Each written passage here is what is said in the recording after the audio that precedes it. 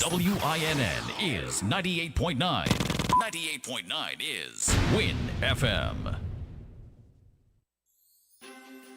Who says you have to wait until December to enjoy a little Christmas magic? This July, TDC Home and Building Depot invites you to celebrate Christmas in July, a month of exciting discoveries, incredible value, and reasons to visit again and again. Every week, look out for featured products with something new from Monday to Thursday. Then on Friday and Saturday, you'll get another chance to grab all of the week's featured deals. And because every Christmas comes with a gift, you'll find savings of up to 75% off selected items throughout the promotion. Whether you're tackling your next home project, upgrading your space, or simply looking for a great bargain, there's something waiting for you at TDC Home and Building Depot. Christmas in July begins July 1st. Visit TDC Home and Building Depot and celebrate the reason of giving in the middle of the year.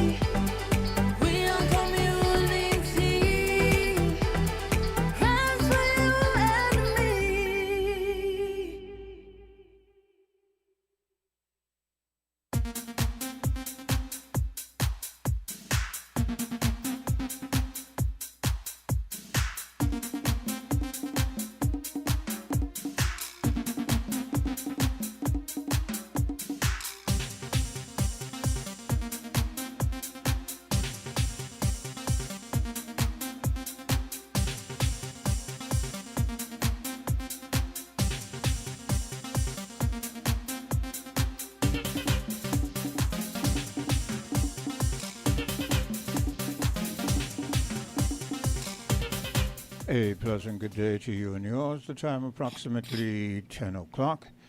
And as happens on the first Wednesday, is it the first Wednesday again? First and last. First and last.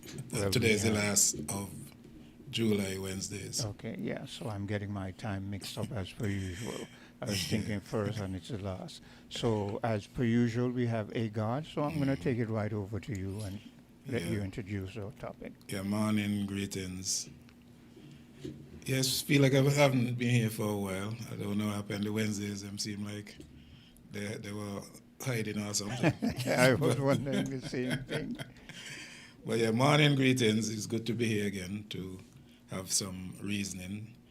And today we're talking about something, and it just happened while listening the show previously. There was some talk about God and different things and so on. And I know sometimes Quincy and Greg would be going back and forth and so on. So, but today we want to talk about the church and why is it's populated predominantly by women, and for some strange reason the leadership is always a man. And not only that, but most of the ban and things to do is men doing that, but the general congregation is always women. I mean, you have seen that throughout the whole Caribbean, that we have all these different churches, and while we're using the term churches, though, it's more on the level where you have all these different missionaries who came out shortly after the idea that we were no longer in slavery. And then, but before that you had a few, like the Roman Catholic, Anglican, and a few others. And the history have its story as to how that was set up. that our ancestors couldn't go in them churches there at one point. At another point, they were allowed in the back seat. At another point, they were segregated according to race, color, and status. Yeah. And today, we have our people who now basically take over those churches, and all these churches were predominantly white European people who had the same colonial ideology. Because, they're born in that. Yeah. They're born in that, thinking that they are superior to the black. And then some black people just remain in this docile way and start to accept certain things that they too now become with this inferior complex. Yeah. And then you also have situation where there's this teaching that, because the book talk about Gentiles and so on, and then our people want to be Gentiles for whatever reason. Mm-hmm. So in terms of the ancient Jewish and some African heritage. Well, let me chip in here and ask you, because you said they want to be, aren't they? Yeah. I want to clarify that, because are they not Gentiles, or clarify what? Well, let me put it this way. One of the dangers that we are heading into these days is that we rely on the internet to search for information. Yeah. Now, it's not a bad idea, but it all depends on your prompt. It all depends on what you ask and how you ask what you ask. The search engines does not necessarily prioritize truth. It prioritizes trends and what is popular. Yeah, It doesn't necessarily deal with what is actually true. Yeah. But a lot of persons now, they go and they punch in whatever, and whatever comes up become truth for them, right? So when it comes to the history, there are books, and then you have information in the museums in England and all sorts of different things and so on. And when you trace it back, there's a whole lot of things that seem to come out. And one of the things is that there was a mix between Jewish heritage and some African countries' heritage that came out here with our ancestors. Yeah. Some of the words that we use, and we think that we are speaking dialect and bad English and what's not, is actually from those heritage. Yeah, from right? African, yeah. So a matter of fact, in Old Road, right across there when you about to go into Old Road Bay, if you're heading to Sandy Point direction, there was a burying ground right there. And in listening to some of the elders, they're telling you that some of those headstones had on Hebrew lettering, Hebrew wording on some of those headstones that were there. And there's some other countries in the Caribbean who laying, straight up that there was also some Hebrew connection with our ancestors. And then, of course, the ultimate African ancestors. And even though all could be one and the same, the reason I'm saying it a little bit different is because back to the Gentile story, the book tells you who the Gentiles were, and when it said where that place went, when it said the line of the Gentiles and where they went, when you trace it on the map, the Gentiles were the Europeans. Yeah, but that is why I wanted you to clarify, because we somehow think that we are the Gentiles. Yeah? Right, so if the Gentiles were basically Europeans, it's those same Europeans who came out here and gave us church, right? So it's not far-fetched now to think that this is the reason why our people think that they are Gentiles, because they were given church by the Gentiles. Yeah. They have learned the Gentile ways. As a matter of fact, if you look around in our society, everything is based on the whole idea of colonialism. And the colonial concept is a European-driven concept.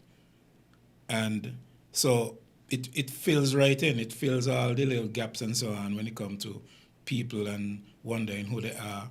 As a matter of fact, they no longer wonder who they are. They're just satisfied with the fact that well, for them, it is a fact that they are Gentiles. And one of the things that comes with that is because accepting the fact that you're Gentile, it means that some of the biblical laws may not fully apply. And one of the things that our people seem to have a fetish for is to eat pig, eat swine, and use it in that same energy that they are Gentiles. Yeah. And the law that forbade eating swine is not for them because we are Gentiles and we could eat as much swine as we want once we prefer it, and so on and so on. But they also use a part in the Bible where I don't remember who it was. I want to believe it was with Paul when he was told, once you pray over food, it becomes ingestible. You could use it. Well, or people, whatever. look at it this way. You as an engineer, I mean, you had to read through quite a few books, right? Yeah. And even in school, we had to read through books in order to do exams and get whatever right and what's not. And if you go outside of the book, like if you're studying a particular, let's say for instance accounts, which have this one formula for everything basically. If you decide to alter the formula, then it means then that you're not gonna get the answers correct because you changed the formula. Yeah. Yeah.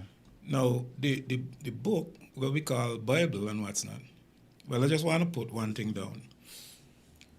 Now, in 1611, King James authorized a Bible. Yeah. That Bible had 71 books. Yes. 150 years after King James died, there was a revision done, and that book now having 66 books. Yeah. Right? Which means that cannot be the authorized version Yeah. that King James authorized. Mm-hmm. However, that 66 books is now the book that most Christian people hold on to. Yeah. And when you start telling them about the other books, they disregard them as evil books or satanic things and what's not. Yeah. So it shows you that people's ignorance governing them is really a tragedy, because if it is that you don't want truth don't mean nothing to you. The truth is right there. It's not even hiding. This morning, as I often do when I get up in the morning before I come in, to work, I turn on the internet and I'm looking at usually something historic, right? And I see this particular artist from back in the day.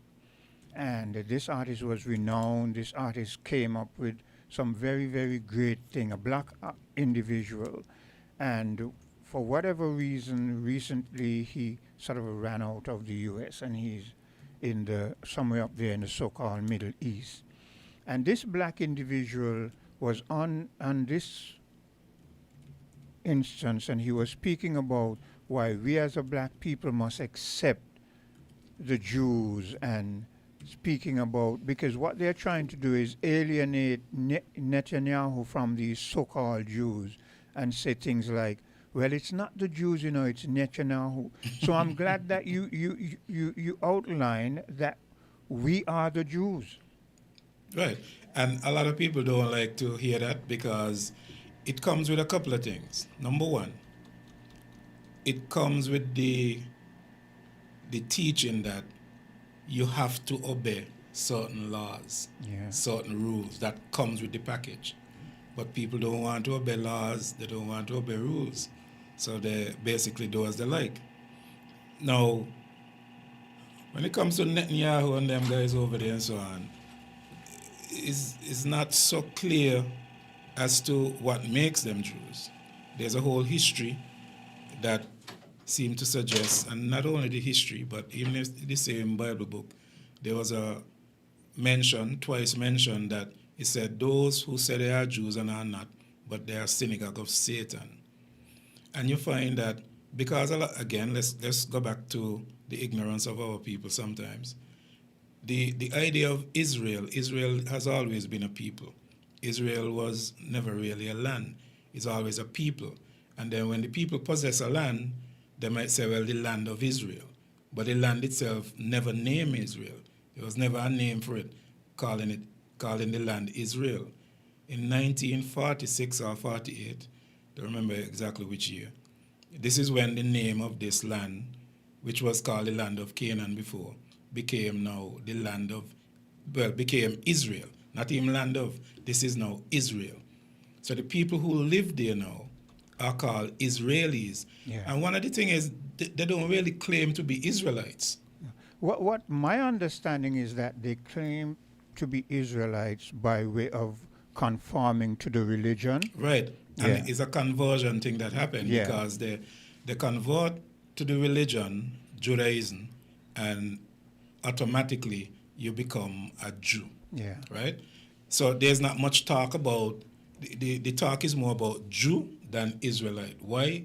Because when you go down the rabbit hole about Israelite, it brings in a lot of black people. Yes. It brings in the Ethiopians who they airlift twice out of Ethiopia to get real bloodline Jews over into the land where they And now call also to Israel. know more of the history. And to know more of the history. Yeah. And also to manipulate whatever they can manipulate as well, because, I've heard that when they airlift those real Jews over into the land where they now call Israel, they were injecting the women, I forget what they call that, but they were injecting a lot of the women with vaccines and so on so that they can't get babies.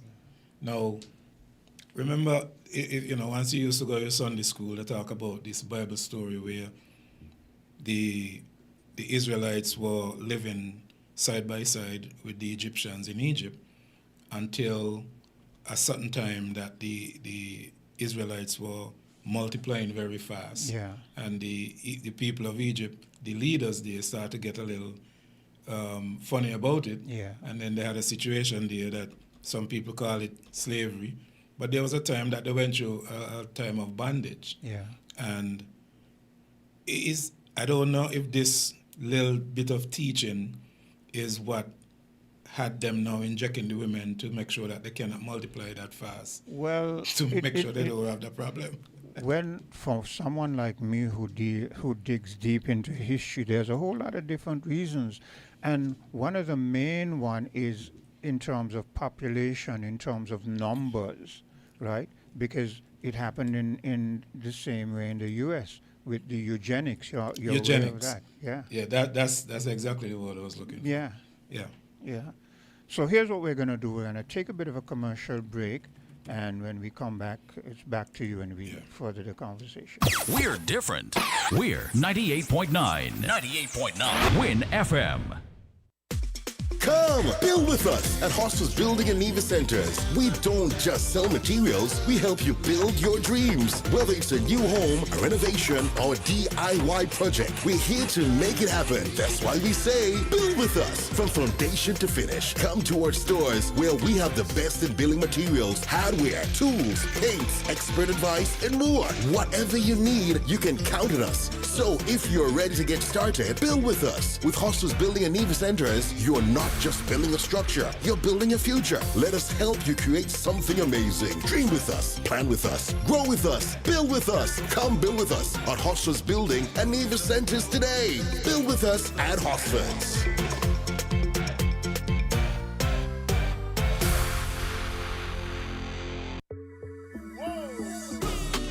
It's in the feeling in our we talk. It's in the meaning in our spot. It is the thing that sets us apart.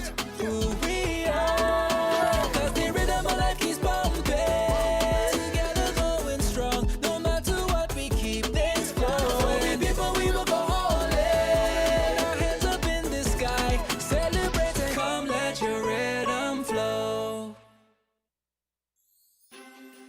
Who says you have to wait until December to enjoy a little Christmas magic? This July, TDC Home and Building Depot invites you to celebrate Christmas in July, a month of exciting discoveries, incredible value, and reasons to visit again and again. Every week, look out for featured products with something new from Monday to Thursday. Then on Friday and Saturday, you'll get another chance to grab all of the week's featured deals. And because every Christmas comes with a gift, you'll find savings of up to 75% off selected items throughout the promotion. Whether you're tackling your next home project, upgrading your space, or simply looking for a great bargain, there's something waiting for you at TDC Home and Building Depot. Christmas in July begins July 1st. Visit TDC Home and Building Depot and celebrate the reason of giving in the middle of the year.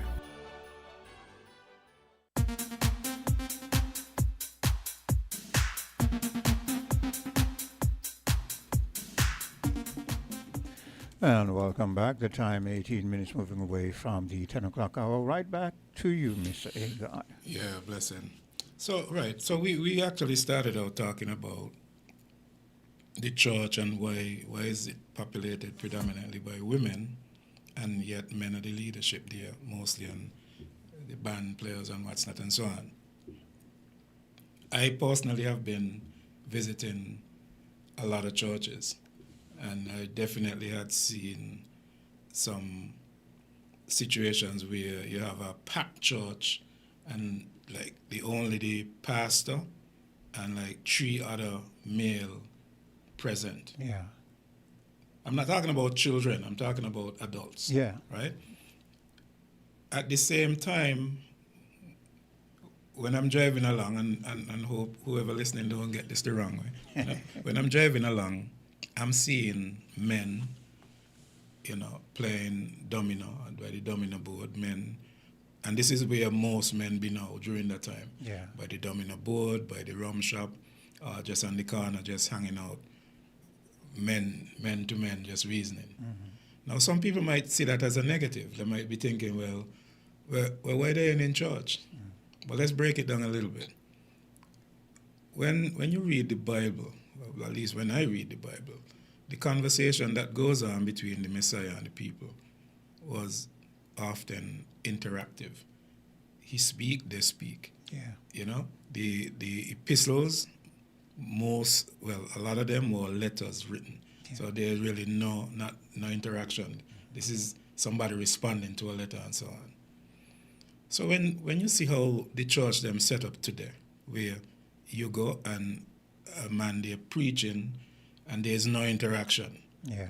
And you go home and you might be upset because you didn't agree with some of the things you heard and what's not. So for men, because men are inherently dealing with certain levels of structure and boundaries and initiating energy and them types of thing there. That's the masculine essence in us. Yeah. Right? This is not a logical way to exist in your spiritual growth. In other words, men don't want to be just passive. Right. Men want to be interactive in a conversation or whatever. Yeah. Hold a second. We have a caller. Hello, caller. Hello, caller. Yes, greetings. Yeah, blessed greetings. Hey, God, thanks for taking my call. Yes, greetings again. Thanks for taking my call. Yes, hey, God, you mentioned the Caucasian, and well, let me say a couple of things that struck me coming from you, hey, God. You mentioned the Caucasian, and you mentioned the women that is in the church. Now, as an awakened being right now, myself, journey, recognizing the historical facts that is before me that have happened on planet Earth. By that I mean, if civilization began on the continent of Africa, my journey have enlightened me to know that Africans was on the 4 corners of the planet. Now, as to how the Caucasian become Caucasian. Journey, a Yes. second. Well, Agard would tell you that, but we would want you to stay within the parameters of the conversation. And the conversation is centering on women in the church as, like, where men really are. Women, explain it from your perspective. Right. I'll get to that, Quinn. I'll Yeah. get to that. But just permit me here. Yeah. What I'm saying is this. Now, you see, we are discussing, we're having a conversation about facts from believing to knowing. And this is my space of where I'm at right now, Quinn. I am knowing. Now, there was a former, I think he's late now, and I can't remember his name. This was an Egyptian president who said that the Africans who left Africa went black, and when they returned, they came white. They came back white. I'm sure you, Quint, and Agard are familiar with that quote. Yes, we Although are. I can't remember the president name. It was No. it was a former Israeli president. Okay. Now, let us look at the Exodus of the Bible in Moses' time. Can we say, can we assume, or can we interpret that Exodus to be Africans who left and came back white? Journey, let me correct myself. It was a former Middle East president, sorry, not a Okay. necessarily an Israeli. Now, what I'm trying to share here is that we have the Exodus in the Bible, and we know that Africans traveled the four corners of the planet, from China to India to what we now call Europe. Now, we know the continent of Africa is of sunshine and abundance in everything that was on earth, herb for meat. Now, when they went out black and come back white, maybe all didn't return. Hence, we have Caucasian in what we now call Europe. A colder climate, so they lack pigmentation, which was a default as to them being pale. Now, as they return, Africa, in that space of the continent, there was empires, there were kingdom and queendom. They built the pyramids, we built the Sphinx. Now, to bring it down to the women in the church, those who return back white, if they were in caves when they went, I'm just saying if, because the narrative or the comparison I'm trying to make here is that the Exodus in Moses' time compared to Africans who went out black and came back white. Are you guys following my train of thought? Yeah, but we also want you to put the main emphasis on why is it that there are more women in the church than men, and yet still the women in the church have a man at the head. That is what we want to be centered on. In my what I make of that, Quint, is that was by design. It was by design, because again we have to incorporate everything that we encountered coming from those who colonized us. By that I mean, they made a statement in what they did to our people. It was a powerful gesture in the term of genocide and atrocity. And here we are. We haven't even begun to scratch the surface. For what they state, it was a statement they made when they did what they did to us. And as to why the women in the church more than men, it was by design. What I mean by this is, no, I am not saying that the women are weak. Because if you go back to the Adam and Eve story, and Agard, I know you're knowledgeable here, as so are you, Quint. Now, they told us when Eve took the fruit, that was the fall of humanity because she disobeyed. But Eve did not doom the world. When they told us that Eve, being the woman who ate the fruit, it was not a literal fruit. But I want you to begin to wrap up your statement and perhaps call in again a bit later, because you've been on a while. And yes, quite true. But quickly, let me say this, right? The woman has been demonized by them because the woman, you, Agar and Quint, know that the woman is the gateway through life. The woman is the portal through life. But today we are not knowledgeable of it because the Bible hides more than what it reveals. The Bible, the writers who gave us this literature have sidelined the woman in so many different ways in the Bible. Okay. But we are lacking. I'll leave it there, Quint, and if I get back in, I'll continue. Yeah. Well, as usual, Johnny, they have a lot of topics. Well, you know, it kind of, you know, is like all this information that is not organized. Yeah. And Johnny have a lot to say, and I wish he could come here one day and we pick one of those topics to reason. Because, you know, you can't really be all over the place. That's a problem. And all of them, they're good topics. It's just you have to kind of hold one. Let's just hold one. Because until we get clarity by one and twos and three, we're just jumping all over. Yeah, we're jumping all over. And we how we came in, we didn't really change much going out. Yeah. You know? So, in terms of what we were talking about, though, and why Johnny said it was by design, it's kind of, I could kind of agree with that. I could see that. It was. know? I want you to get back to the point where you were speaking about when you're on the road. Right. Because the call came in around that time. Yeah.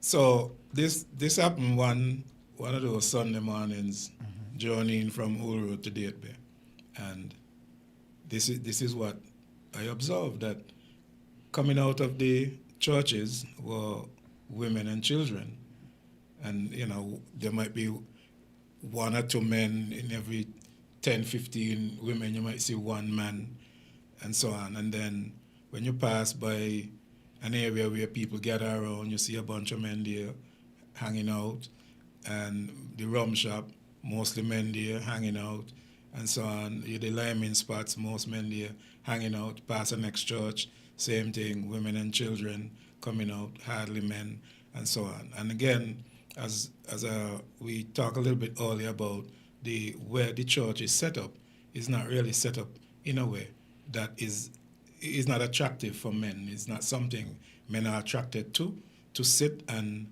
just be, as you said, just be passive. Yeah. You know, you don't interact. And one of the reasons too, and I found that out, it was mainly cemented with my oldest son to strengthen what you're saying. Here you have a church. It's filled with women. The one man at the head, he has this audience that just sits down and takes in what he says. But when men sit in that audience, because this is what happened with my son, when men sit in that audience, men want to have a conversation. Yes. So when you say something, a man wants to be down there and say, but no, I see it this way, or I see it that way. And the man at the head of the church, he doesn't want that. Right. He wants to just come and dictate to you, and you accept it. So what happened with my son is that he started to question some of the things that the preacher was saying, and the preacher would go to the Bible and use parts of the Bible, and my son would also use those parts of the Bible to kind of contradict what he was saying, and he reached a point where he just decided, the preacher decided, I don't want no more of this. So he told my son to shut up, and my son left the church. So you understand why men aren't going to be staying in the church. And you know what this does to it, in a way, I would say almost like destroying those men, because they are feeding off of false support. Yeah. You know, a support that is not truly strong and genuine. Yeah. Because one of the things is, and I would challenge some women, today is Wednesday, right? Yeah. If any woman could call in and tell me what the preacher preach about Sunday, you know, I'll be happy to hear such. because most of the time they don't even know. Yeah, what and the preacher is not talking just about. tell us the topic. Tell us what you understood from it. Right. Give us a What the synopsis. teaching was, Yeah. what you learn. Yeah. Right? Because women, they don't really care about the preaching, it seems. It seems like Sunday is just the day to go to church. Sunday is the day to put on your clothes. Sunday is the day to go and throw down yourself on the ground. Sunday is the day to go speak in tongues and do all sorts of strange things that is not biblical. And this is the thing that turn off persons who seem to want to seek spirituality. So a lot of people, bash Christianity. And this is the thing, and I may not agree with everything that you say, but Right. I agree with this part. This is one of the things that turns off men when he goes with his woman to church. Imagine me as a man with my woman in the church, then she gets caught up in the Holy Spirit, and she throws herself on the floor, and she's twisting and turning, and her body parts are exposed. You understand how I feel? And I can't say anything to her, because if I say she's gonna reprimand me and say, but I got caught up in the spirit, and you don't understand the spirit. You're not a Christian. So you understand the riff now. Quinn, one day, I'm going to just sidetrack a little bit here. One Well, day. hold that thought. Let's take a commercial break. Keep that in your Okay. mind, though. Okay. We're different. We're 98.9. 98.9. Win FM.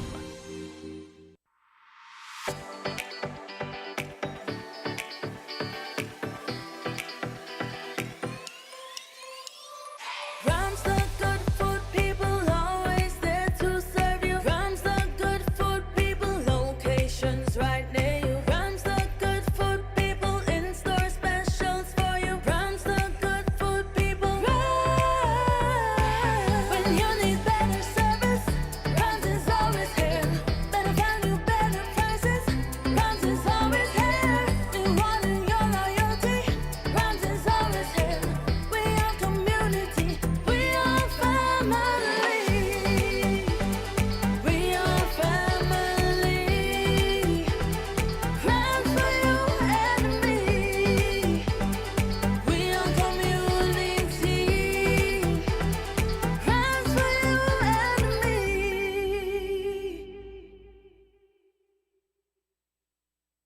Drive into something new. Horse's automotive, waiting for you.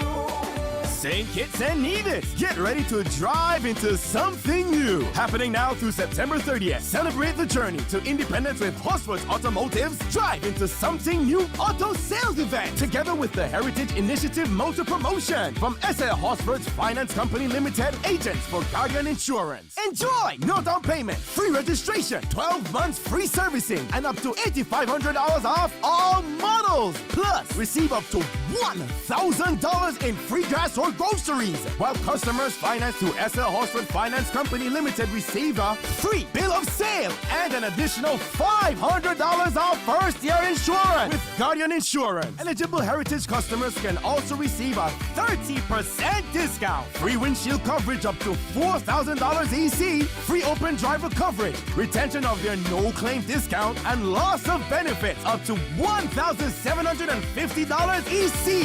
Visit Horsford's Automotive today. At Horsford's, drive into something new, drive in style. Save more, protect what matters. Terms, conditions, and eligibility requirements apply. Buster! We run things, things are on we. Buster! Buster! Living color, do it differently. Buster! Buster! Large and in charge, like for the party. Buster! Buster! We set the pace, then everybody follow it. 7 flavors, best taste, Buster, bolder, better, better. Pick your color. We set the pace, then everybody follow it. Buster, live in full color.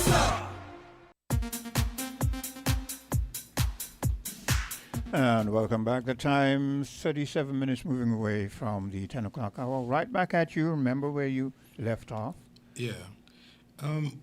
Well, I was about to ask you if you remember something, but before I get to that, When we talk about the women in church, I just want to make it clear that this is not an attack on women, Yeah. but it's just the observation that men don't be there, and there's a lot of women there. Yeah. And then there's almost always a man at the head. Yeah. And like what I said previously, the man could now be feeding off of this kind of energy, feel like, he have all this support. Hold a second. Hello, caller.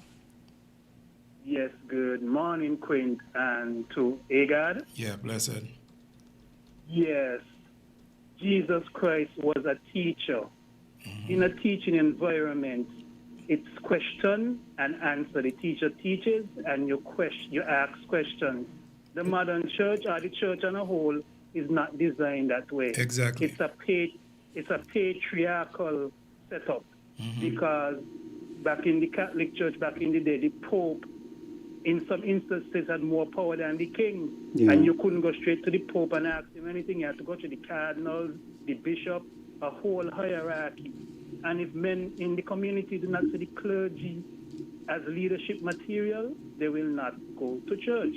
A lot of the clergy basically does not interact with the community on that level unless it's in church. Yeah. You would find more people, men especially, would go to church with a preacher who maybe had a past, like, he was used to be on the streets and then he gets saved, and then they would identify more with him because they would see, oh, this was a man who used to do this, but now, he changed his life, as opposed to you come and tell people if they do this, they're going to burn in hell, trying to frighten them.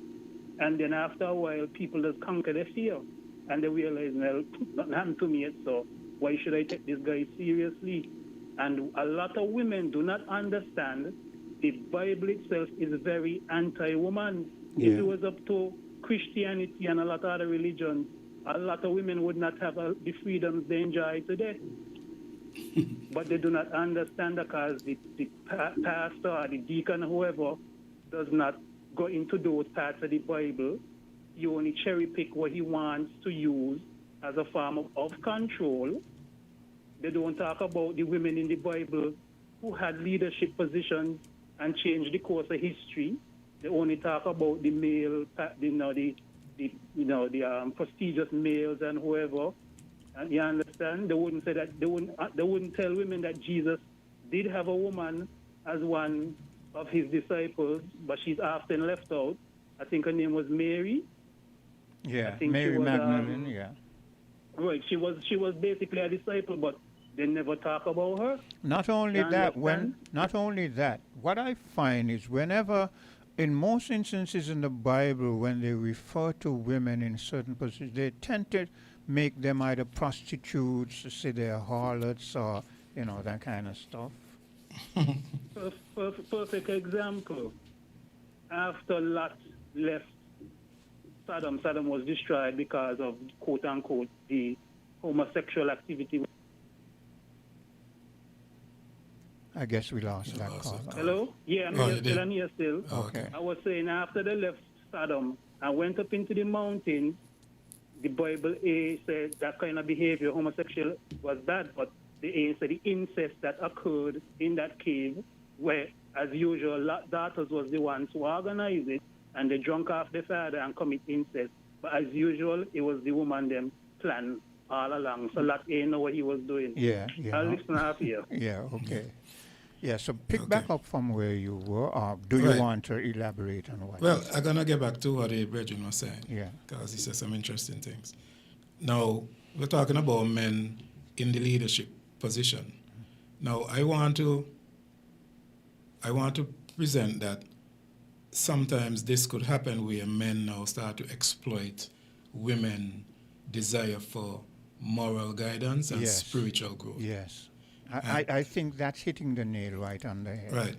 Because you have a congregation, let's work with a number, you have 50 persons in there, and 45 are women, and you have the other 5 just being men who take care of the piano and maybe work the projector, whatever it is men like to do. Those women are, if you dial it back when it comes to how women function in society, women most of the times would offer the moral guidance to the children when fathers don't step up. Yes. Right? So women offer moral guidance. The church seems to be a symbol for such things to be taught, moral guidance and spiritual growth. Now, when women go to these organizations, these synagogues and what's not, they got trust in the organization. Yeah. Then they start to put trust in the pastors. Yes. You know? And whereas the trust should only be into the Almighty. Yeah. But they put trust into the pastors and so on. And then we've known, I mean, when you read news and what's not, oftentimes these guys exploit this situation. Many times. They abuse the women Yeah. in all kind of ways. All kind of you ways. know? And misuse also their position, and in some instances to sexual abuse occur. Yeah. And these different things. So it shows you that this setup is not biblical. Yeah. And as the brethren just said, you know, the interactions with the Messiah is teaching. Yeah. I say something, you react. Yeah. You know, and then I could say something to that. That is what the parables were all about. Right. You know. So here it is, we have a system now that came out of the colonial mindset, and back then a lot of men used to go, you know, but it just wasn't working because of that kind of setup. So men, you know, excuse themselves. And I will tell you, hello caller, okay, lost that call.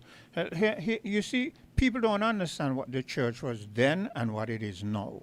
The church back then, when a lot of men and women and the family went to the church back in the colonialist period, wasn't for the reasons that people think, you know.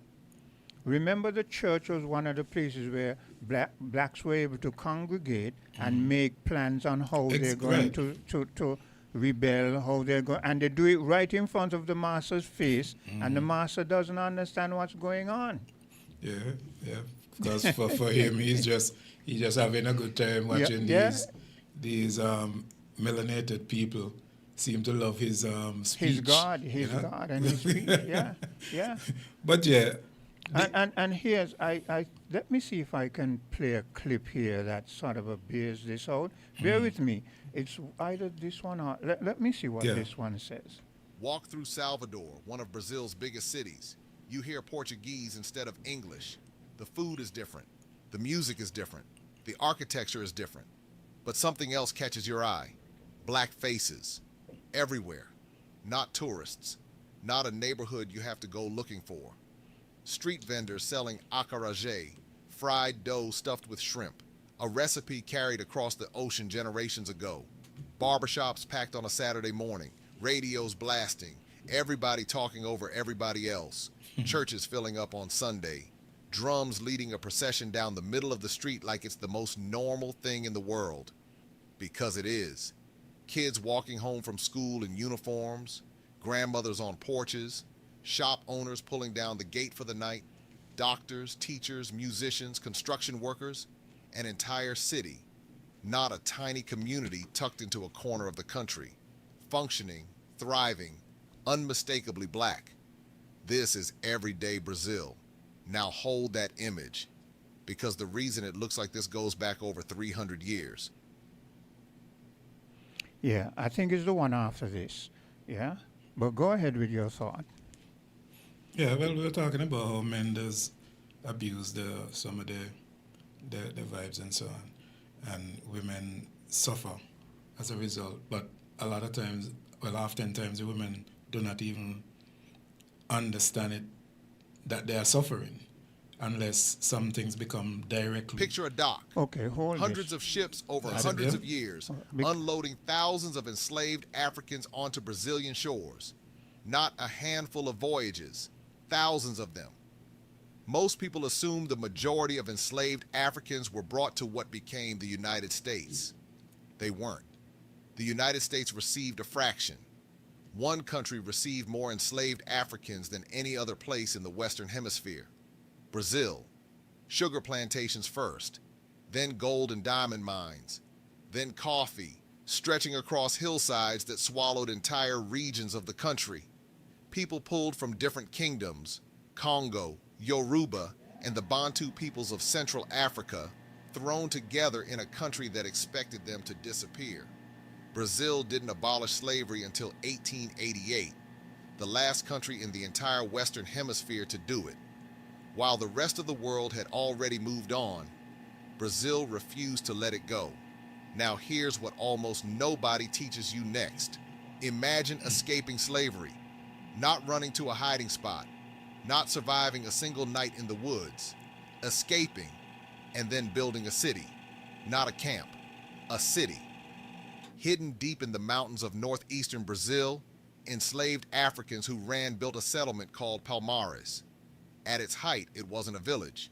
Historians disagree on exactly how many people lived there. Some estimates are in the thousands. Others climb above 30,000. Either way, it became the largest fugitive settlement in Brazil's history. Go ahead. There's a part that I want to get to where it shows you, it goes into the church where it shows you that what they were practicing under slavery was a rebellion right in front of the master's face. So go ahead. Yeah. You're right. So, well, no woman calling you to say what the pastor preached about Sunday. Hello, caller. Lost that. Oh, that might have been one. Right. So women again put all their trust in places probably where they shouldn't put it, and then sometimes that trust is abused but don't and you misused. don't you think? I've often said it.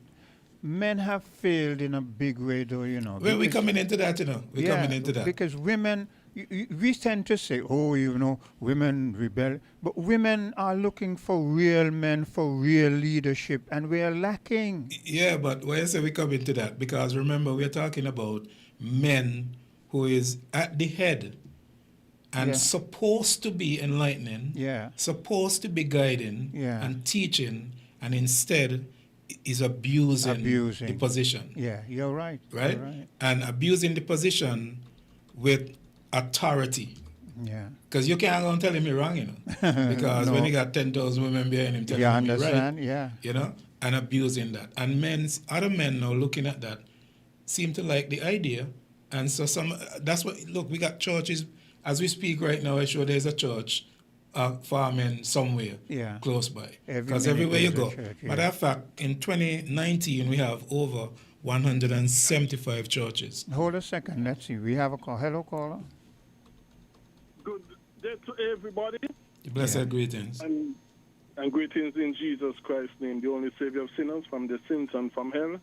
True faith only, according to the Bible only, in the gospel only. Now, let me say this. The reason why I guess so many women are more in attendance to these organizations that call themselves churches. I think, yes, you all have touched on it a bit, and I agree somewhat, at least. And it is that, church services are done wrongly for the most part today. Church services are not really done the way the Bible says it's supposed to be done. And as you all correctly said, as it was correctly said, that it was a question and answer session, really, rather than just a man having a monologue, just preaching. Yeah. Okay, all of that is very true. And the Bible teaches that. Not only that, a lot of religious organizations, like I said, call themselves churches today. You find that they say, okay, we're going to have question and answer, but that is for Bible study. Right. But for church service, you can have question and answer. And the Bible study is not even related to the church service. But not only that. No, there might be an argument for prayer meeting. There can be an argument for prayer meetings session, because there was a session where when Peter was delivered from jail and he went to the brethren, it is said that the brethren them were praying. They had a prayer meeting, more or less. Which is separate. Which is separate from the church, the preaching story. Yeah. Right. So an argument may be made for a prayer session, but there is no argument based upon the Bible that can be made for a separate Bible study session. When the church meet for worship, it was worship plus Bible study session plus everything. But it's always a Bible study session. Right. It's always because it's always preaching and teaching, question and answers. Okay.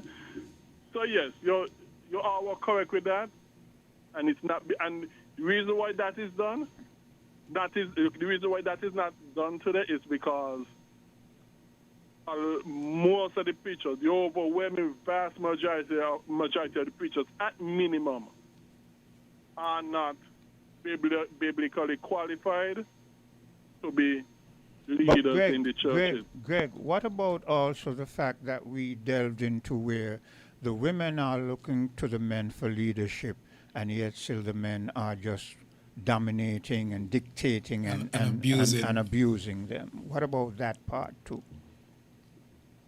Yes. Now, the Bible does set up an order in the church, whereas only males are supposed to be deacons. And when I say males, let me not just say males, because being a male doesn't necessarily qualify you either.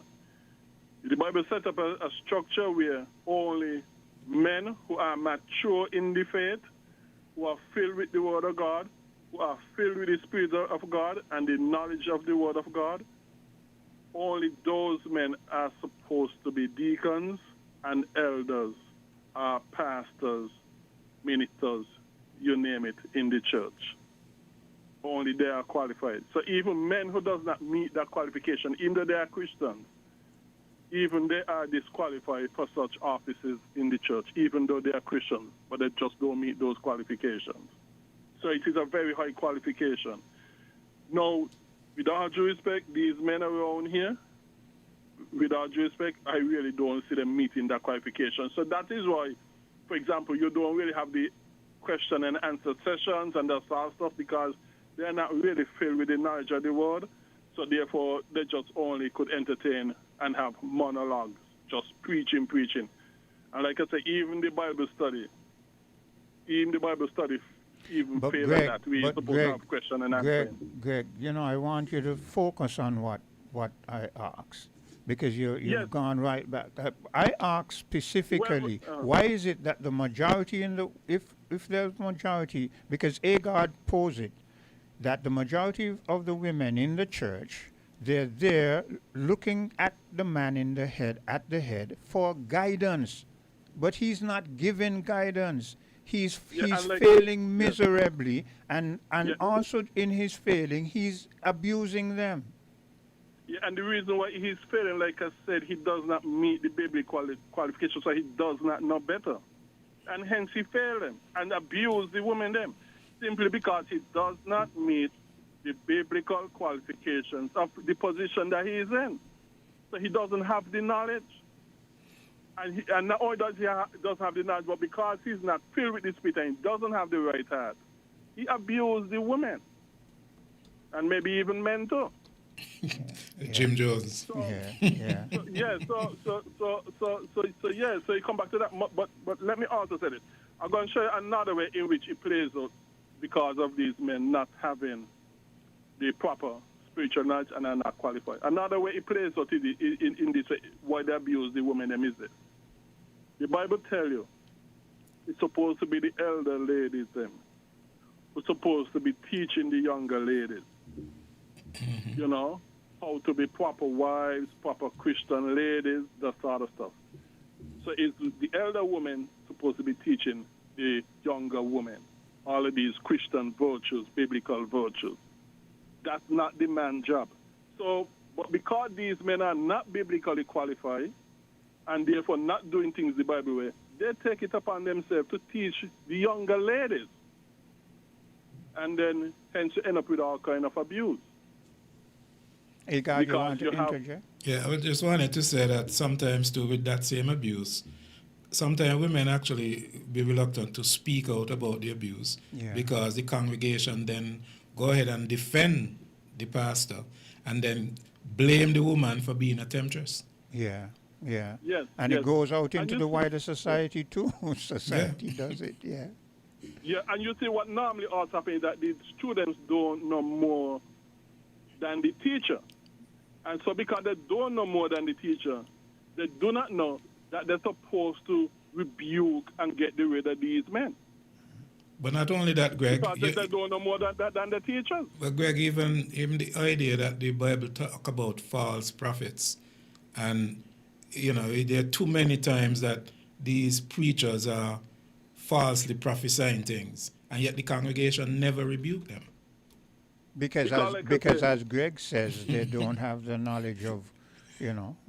But sometimes I don't believe is that they lack knowledge entirely. I think it comes down to the way the congregation look at them. I think you have to be how they stand in the congregation. Like they don't want people to go against them. So they're basically looking at kind of friendship. No, I'm going to tell you why they lack knowledge. I'm going to tell you one reason why they lack knowledge. Because they made them, fool them off and tell them, touch not the Lord's anointed. Yeah, okay? that's part of it. So whatever he does to them, you better not oppose it. Because you're touching Even the though it's Lord's not biblical. anointed. Right? And that is not biblical because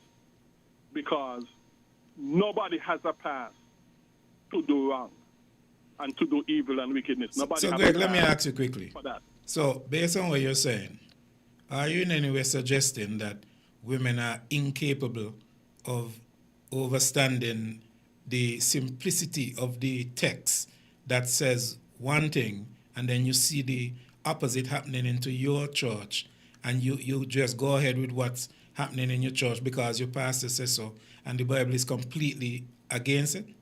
Women are incapable. There are a lot of women who know better and who won't stand for that. But it all boils down, a lot of it all boils down to who your teachers are. The women who stand for these things and tolerate these things are women who are not properly taught because the men them who are their teachers are not properly taught in the word and they're wolves in sheep clothing.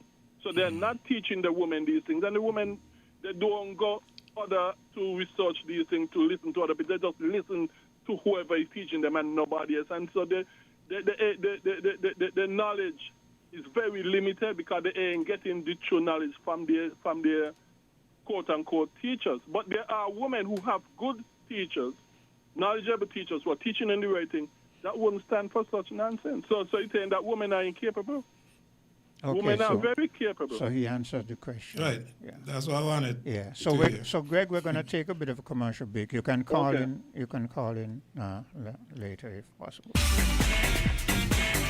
found the sound 98.9 FM. It's in the feeling and how we talk. It's in the meaning and our spot. It is the thing that sets us apart. Who we are. 'Cause the rhythm of life keeps pumping. Together going strong. No matter what, we keep things flowing. We people, we will go all in. Our hands up in this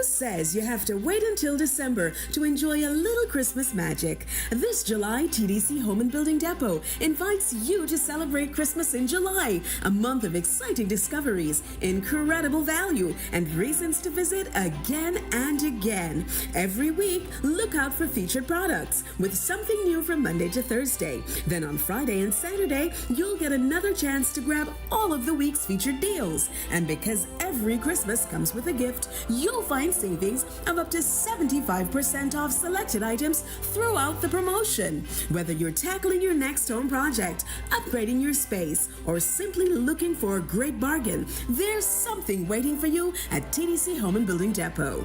Christmas in July begins July 1st. Visit TDC Home and Building Depot and celebrate the reason of giving in the middle of the year.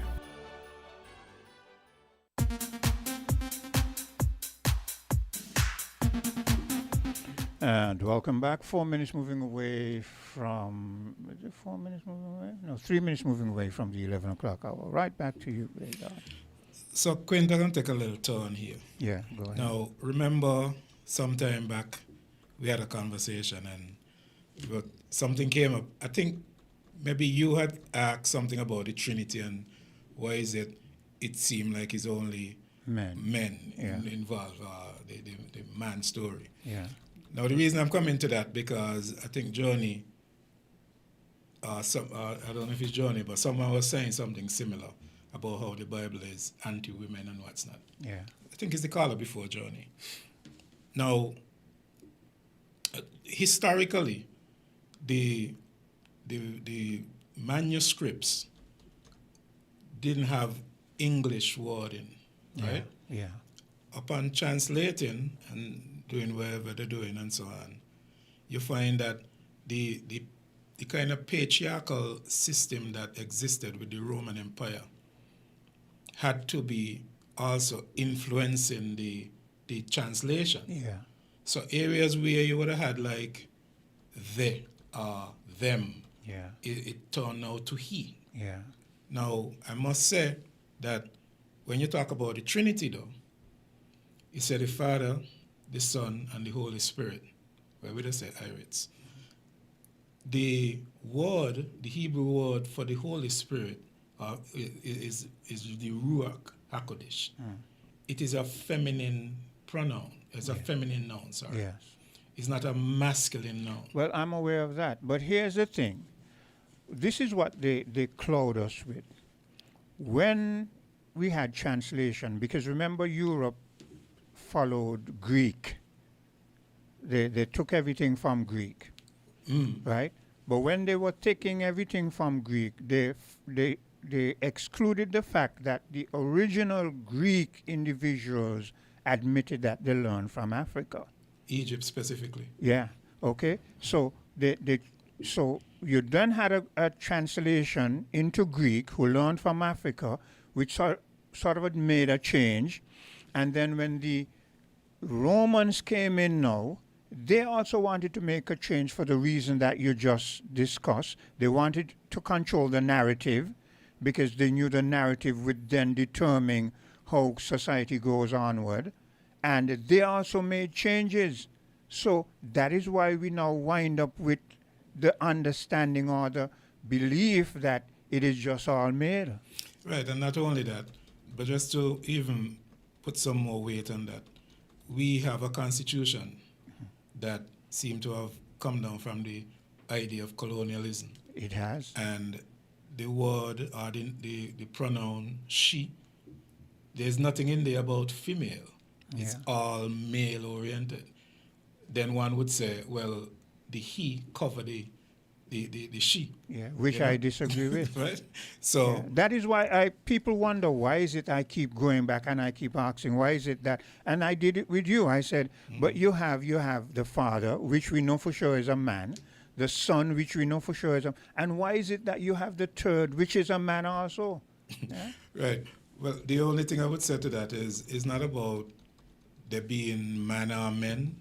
Because you just explained it, you know, because you said that the spirit in the original the feminine essence was a feminine feminine essence. So right. So man, but the reason I'm saying that because man, the man and woman situation is only more like a vessel. yeah, But then the essence is masculine and feminine.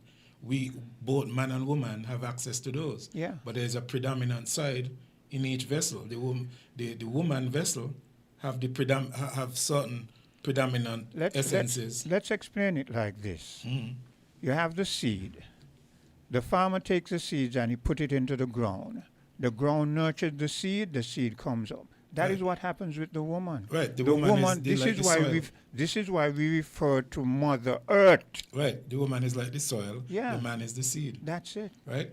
Now, so I said that to say that the book is not anti-women, and the book is in no way dealing more into the masculine energy or anything like that.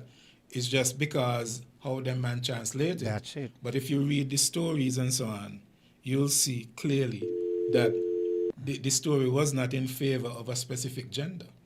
The stories, or at least the narrative, was purely balanced, and that is the way it's supposed the whole to. idea of man and woman competing though is kind of crazy because they not have a function and they both have a function. That's it. Hello, caller. Yes. Again, gentlemen.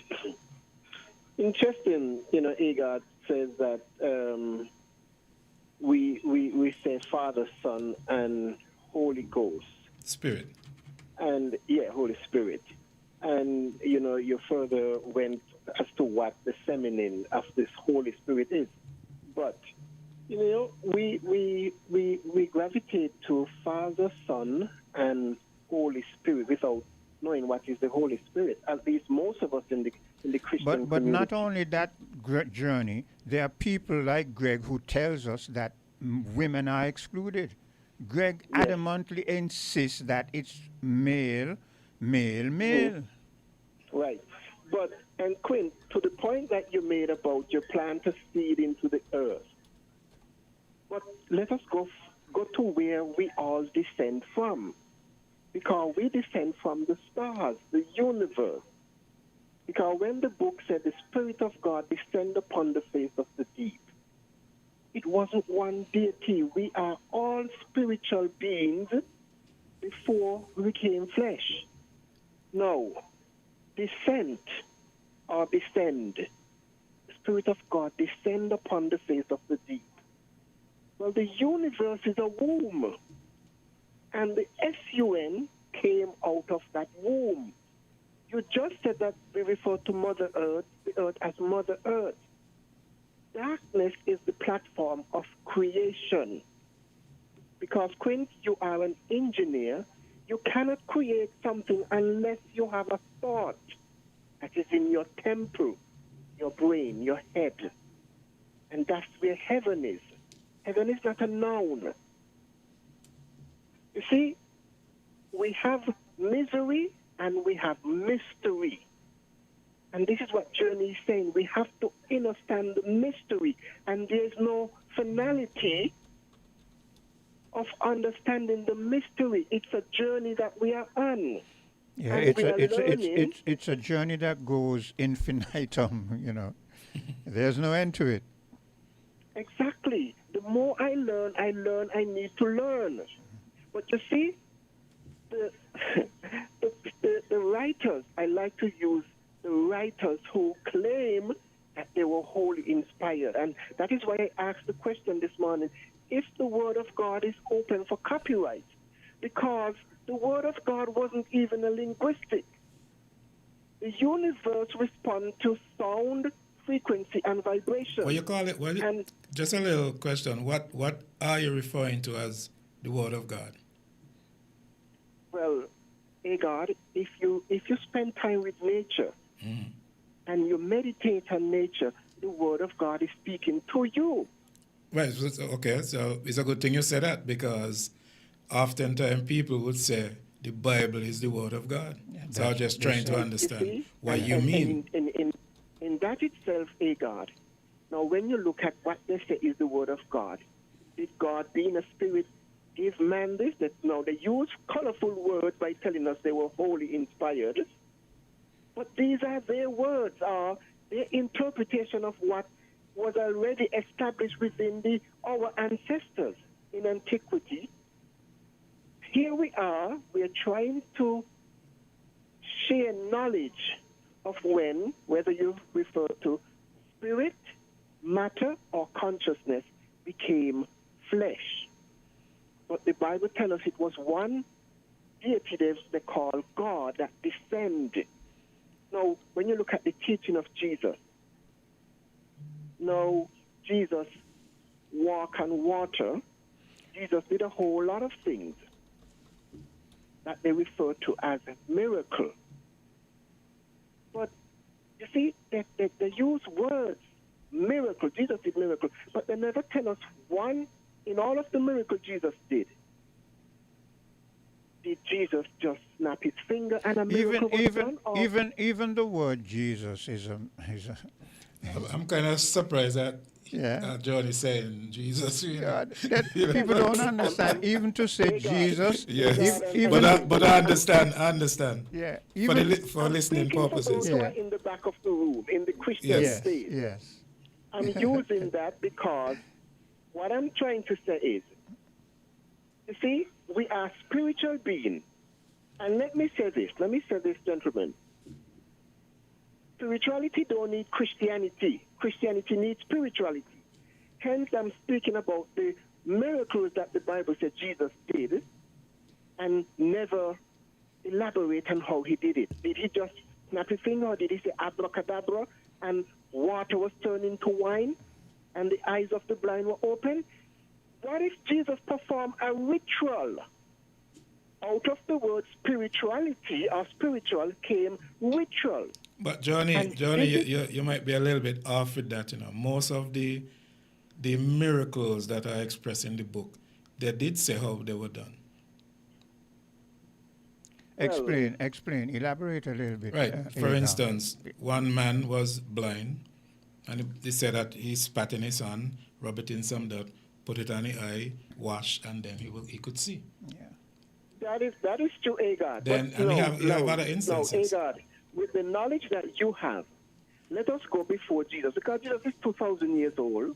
But is you bring it up, No, I appreciate the point that you shared. I'm only again, Agard, don't get me wrong. I'm speaking for those who are in the Christian space. Okay, right. Who are stuck in the book. Right. But to the point you just made about Jesus sat on the ground and when he told us that he anointed the eyes of the blind. Well, if we were to go beyond 2,000 years, let us go back to even Joseph interpreting Pharaoh's dream. Mm-hmm. Now, the interpretation of dreams was Asian African folklore. Africans had the ability. But Johnny, hold on 1 second. When you say African, who or what do you mean? I'm speaking about our ancestors, Agard. No, the reason I'm asking that, because oftentimes when I realize you all say Africa, African, I've said this to him on a number of occasions. You seem to believe it's just melanated people, which is not true. Okay. Now let me say what if it is that you're saying that mankind in ancient times used to do such and such, yeah, I could follow that. But the moment you start to talk about Africa, African, whatever it is, the landmass was called. Like, for instance, there are certain plants, animals that are indigenous to Africa that are not found in Asia or the Americas. And then there are plants and animals that are indigenous to Asia and the Americas that are not found anywhere in Africa. So, that is true. Right. So to do that, to me, it's better to talk about the Asian Sea than to constantly try to pick out a certain space on the planet. The planet is for all of us to explore. But Agard, hold a second, Johnny. Agard, I'm going to kind of disagree with you here, because here's where are we speaking about present? Are we speaking about? He said ancient. He said ancient. So that's what I'm saying. When you start to go back in time to speak about history, and yet you only talk about Africa, And then when you search up the history, search up the realities of things, there are certain things that are not found in Africa that are found in other places. So you understand now what he's saying, Journey. And then not only that, in terms of mankind, in people, there are people who travel, like for instance, there are stories that said that people traveled for 200 years going east. Yeah. And we see some people over there look very similar. Chinese, Japanese, Koreans, they look very similar. They used to worship a man named Buddha who was fully melanated. And that's why I asked, who do you mean? Who or what do you mean? Because all these people came from the same cradle. Remember my first call this morning, I said that Africans have walked the four corners of the earth. Yes. So when you say in Africa now, I think you should be more specific.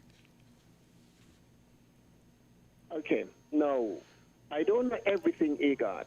None of us do. But the little that I know, I'm going to share from what I know.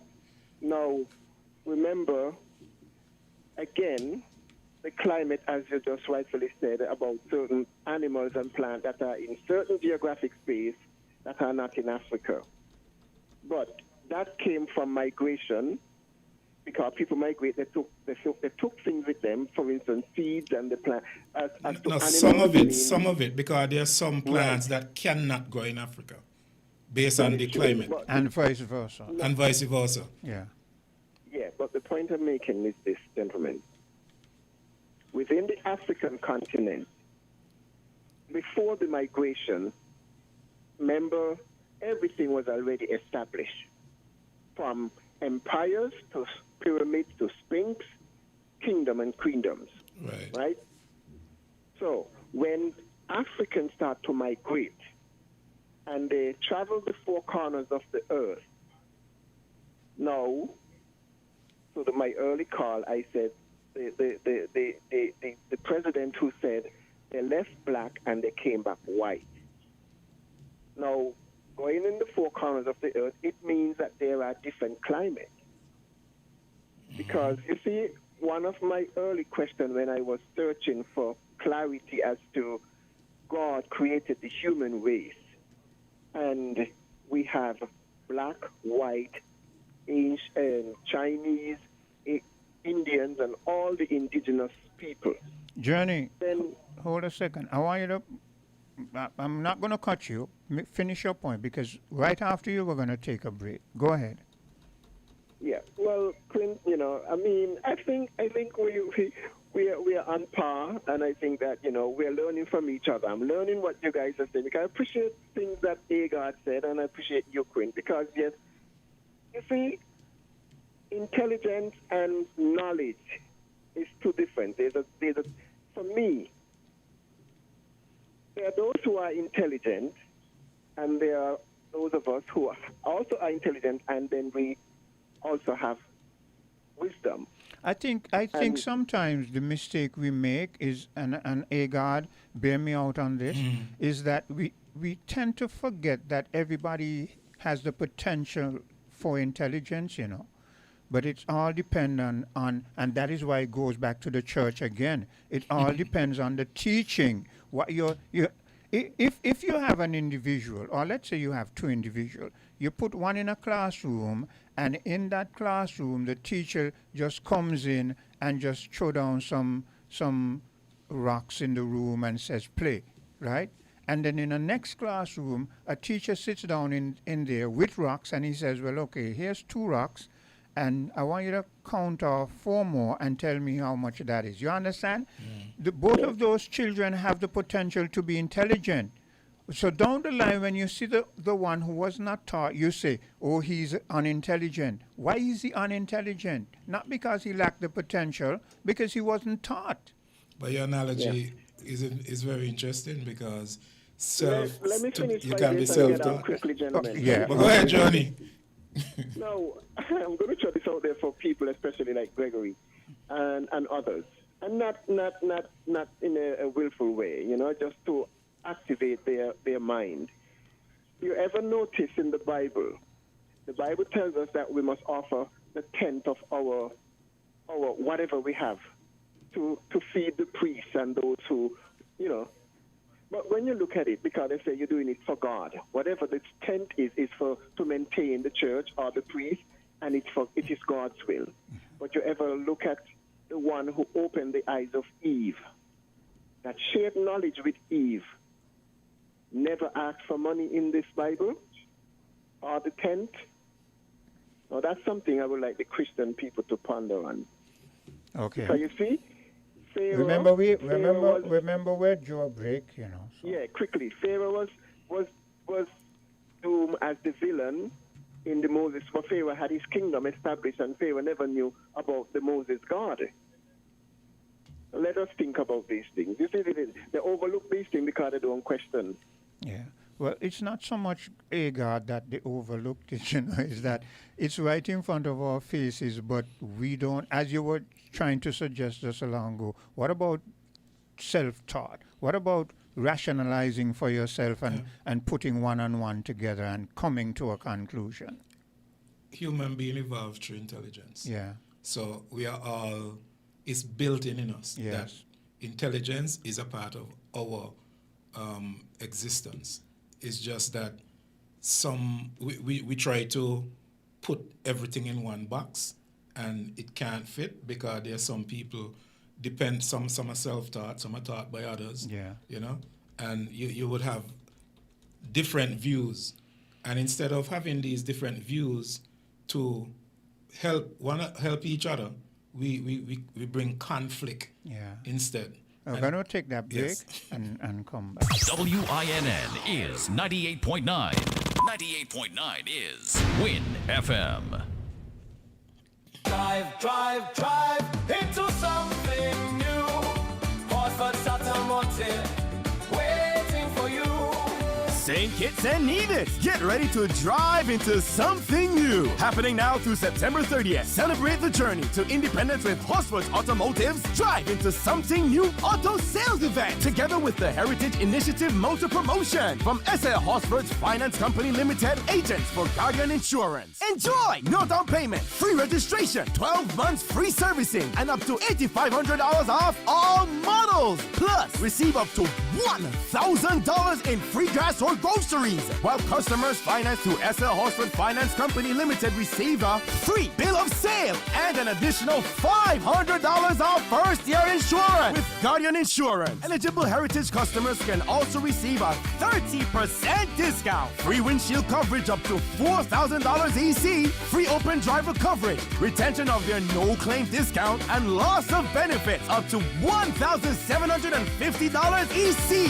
Visit Hosford's Automotive today.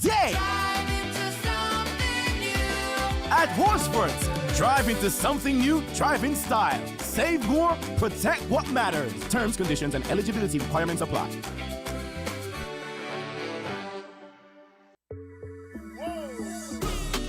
It's in the feeling in our we talk. It's in the meaning in our spot. It is the thing that sets us apart. Who we are. 'Cause the rhythm of life keeps pumping. Together going strong. No matter what, we keep things flowing. We people, we will go all in. Our hands up in the sky. Celebrating. Come let your rhythm flow.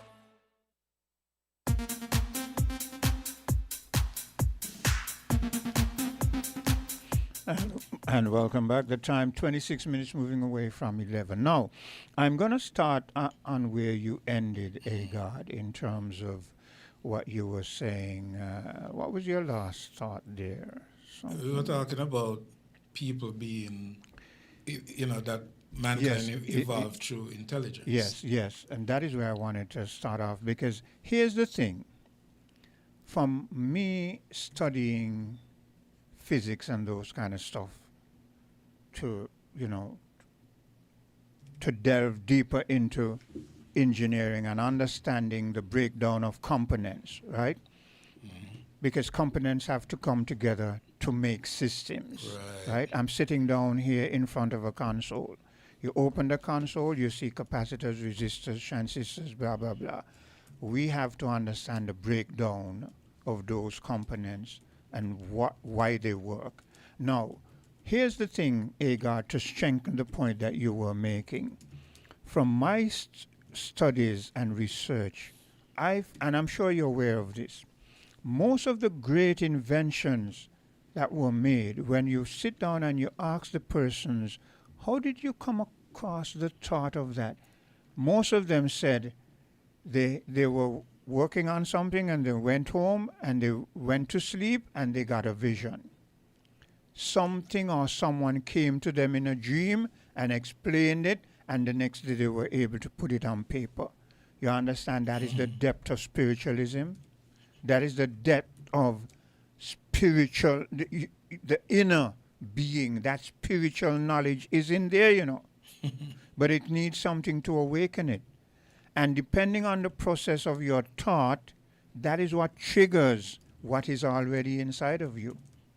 Yeah, because while, okay, let's look at an example. I don't know if you'll go to the beach. Haven't been to the beach in ages. Well, I have not been for a while either. But if you dive, go under the sea, in the water, and you see what the fish world look like, and plus, you know, other places have, depending on where you're at, you know, you can see different things. But the fish world does not evolve through intelligence, nor the animal kingdom evolve through intelligence. It's as if the way the dog behaves since the whole idea dog was created, they behave the same exact way, right? Now, mankind kind of like that in a way, but when you look at what we have done, the first car compared to the car today, the first airplane compared to the airplane today, the first telephone compared to the telephone today, you could see that this is how we evolve through intelligence, through knowledge. Right? And I like that example because I have a dog, and my daughter, my youngest daughter, brought it to me one day. She and her boyfriend came up and she said, "Daddy, I've got this dog for you." And I watched that dog, and I've had dogs over the years, and what you say is so profound. These dogs, you don't have to teach them anything. They know what they're going to eat and what they're not going to eat. They go out in the bushes and they know, depending on how they feel, certain grasses that they're going to bite and you know, chew on for their own medication. How they know these things? Because all these, it's interesting you say that, because that's how mankind originally, if you follow the creation story. That's why you spoke about evolving. Right. Yeah. So man was made with everything built in. But then through birth, it turned now to intellectual growth. Yeah. Right? And with that comes with a lot of different things, society and all sorts of different things that comes into play. But the animals now, they don't have to go through that. Everything is, from the barn, everything is built in. Yeah. A dog, I had dogs where they have never seen the seawater before. And when from pup to adult dog, you take them to the beach, they swim. They swim in the water. I had this one Labrador. I just went out in the sea and called his name. He'd never been to the beach, and he just jumped in the water and came out to meet me. Hello, caller. Yes, Quint and Agar, it's me again. Yeah, blessed. Greg. Now, I got to correct something you said, Quint. Now, you said that I believe that God is male, literally. Well, let me say it this way. From my discussions with you, when I try to delve into the Father, Son, and Holy Spirit, you adamantly insist that they are all male. That is my understanding. No, I insist that the pronoun, the masculine pronoun, is used of them all. I insisted in that, but I also said it is used metaphorically, not literally in the Old Testament. But that is where you puzzle me, Greg, because sometimes you put certain words in there, and I'm not sure whether you're here or there, because we're speaking literally, and then you're going to say this is used metaphorically, and this is used. That was my argument all the time. That I always told you, Quint, that the only time it is used literally of God is when Jesus Christ became a man. That's the only time. But before Jesus Christ became a man, when the male pronoun was used of God, be it Father, Son, or Holy Spirit, it was used metaphorically. And I also explained to you that. But metaphorically God to is mean spirit. what? You can say it is used metaphorically, but metaphorically to mean what? Because God clarified that you have the male, female, but the spirit now he actually clarified that the spirit represented feminine essence. Feminine essence. But you in the you Hebrew language. You never did that. Yeah? Yeah, but because whether feminine and masculine, they are used metaphorically, not literally in the Old Testament, in reference to God. Because I also said, Jesus Christ said, a spirit, and God is spirit, and Jesus Christ said, a spirit does not have flesh nor bone. So therefore, masculine or feminine pronouns, use of God, cannot be literal. They have to be metaphorical. And why are they metaphorical? Obviously, it's not in the sense of reproduction, because God, all the three members of the Trinity are eternal, and during the Old Testament time, they did not have a body. Why are they used metaphorically? They are used metaphorically because of God's plan of salvation. In God's plan of salvation... Greg, this is again where you sort of blur things and it all becomes diluted. When Agard explained, he used the essence. He used that. He said essence. When he says that, we understand what it means. But you use terms like metaphorical or literal, right, and then you don't explain in what instance the metaphorical is literal or the literal is metaphorical, and what it means in terms of femininity. If something is metaphorical, it's not literal. If something is literal, it is not metaphorical. So, there are opposing words. But here's what. But you're saying that the use of the God is metaphorical in one instance and literal in another instance. You're puzzling things. That is what I'm saying to you. How am I puzzling it? No, because if it is understood that it is metaphorical in reference to God's plan of salvation, the Christian who have insight of God's plan of salvation would understand why they are used metaphorically and not literally in the Old Testament. Okay, the New Testament. So let's break it down, because we don't want to broaden the issue. We're going to bring it down to the male-female, because this is where I haven't got you to admit what Agard has admitted. Because you're saying then that when you say God the Father, God the Son, and God the Spirit, you're saying we use it literally, and I might say literally it is God the man, Jesus the Son, and literally the essence of the female or the female representation. But you're saying that you can't use it literally when you're speaking about God. But then you're still adamant that it's God the Father, God the Son, and God. And when you use it metaphorically, you're still denying that there's a female essence. I am. Hold on. You can now use it. You can now use it literally in reference to Jesus Christ as being a literal he, because when Jesus Christ was born, he became a literal man. But I'm saying before then, using whether female or masculine pronouns, before Jesus Christ came on earth as a man, you could not use it literally of God. You could only, well, in a legitimate sense, legitimately and properly, you could not have used it literally in reference to God. You could have only used it legitimately and properly in a metaphorical or figurative sense in reference to God, because God was just spirit before Jesus was born. Now, Jesus is born. Jesus is a literal man. So you could use God, yes, in a literal sense in reference to Jesus, because Jesus is God. So you're saying, not before Jesus. So you're saying that before Jesus became a literal man, right, there was no female essence? When you say essence, what do you mean? Hey, God, you see where I'm getting puzzled? I don't understand. Wait, is he... No, okay. No, there was no male or female essence in God before Jesus Christ came. Greg, it was just a term used in reference, concerning the plan of salvation. You see, Not in any essence in reference to he God. wants to deny a God. Greg wants to deny that. He wants to admit that there's a male essence or a male being or a male whatever, but not a female essence. No. Before Jesus Christ was born, there was no male being, no female being in the Godhead. The